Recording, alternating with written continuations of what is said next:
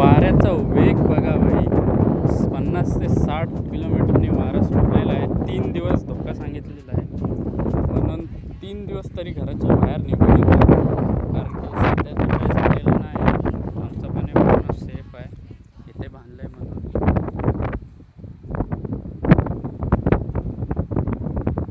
पण ज्या अशा ठिकाणी जाऊ नका की तिकडे डोंगर, खूप झाडे असतील. कारण की हवा एवढी फास्ट असल्यामुळे एका जर चुकून काय झालं तर आपल्या अंगावर नको यायला.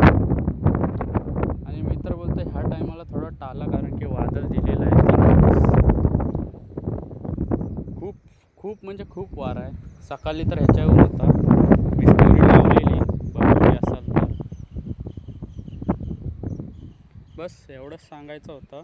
फक्त घराच्या बाहेर निघू नका, कारण की महत्त्वाचं काम असेल तरच निघा.